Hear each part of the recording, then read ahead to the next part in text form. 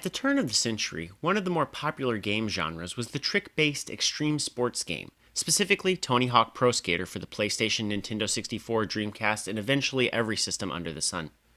Tony Hawk basically put players in the role of a skateboarder doing tricks, racking up high scores, and looking cool doing it. It was so successful that it spawned yearly sequels until it drove itself into the ground a decade later. Other sports tried to capitalize on Tony Hawk's success, and other games appeared for BMX, surfing, motocross, and snowboarding too, but Tony Hawk Pro Skater was the king. But we're not talking about the console Tony Hawk games. We're talking about the handheld ports, specifically Tony Hawk Pro Skater 2, a Game Boy Advance launch title and one of my favorite games of all time. To understand why the Game Boy Advance version was such a big deal, you have to see what Tony Hawk was like for the Game Boy Color, the earlier system. It's a side-scroller. It hints at its console sibling with levels approximating the console version's levels, like the Hangar. But this is very much a completely different variation on the skateboarding genre, which is fine. Ollie Ollie is a series for current-gen systems that does side-scrolling skating well, certainly better than the Game Boy Color games, but it still doesn't capture the same spirit of the Tony Hawk series for consoles. Now flash forward to the Game Boy Advance, 2001.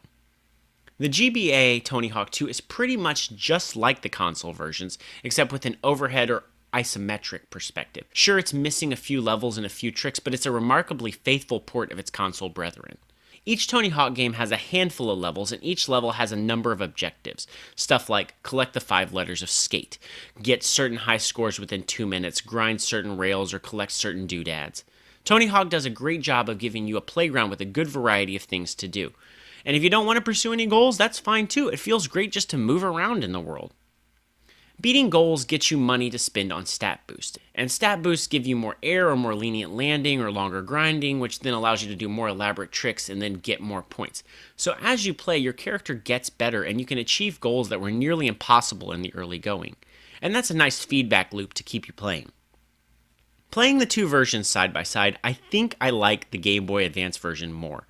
That probably has more to do with me just spending infinitely more time with it and my judgment may be clouded. Or maybe my muscle memory makes the GBA version easier to play for me.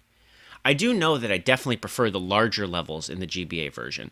Places like the school in the N64 and PS1 version were a little too much for the system to handle, so they had a lot of graphical pop-in. They're also too big and easy to get lost in or not find the goals. The GBA game is zoomed out, so exploration is easier. Like, I can clearly see where the letters in skate or where the secret tape is, but just not know how to get there. Going back, I still really enjoy going on 2-minute runs in Tony Hawk 2. I also dug the N64 game too. What I'm saying is go back and play some Tony Hawk. They're still a ton of fun. I mean, not the Game Boy Color version. That version's miserable. Thank you for watching. That was a game, and we'll see you again next time.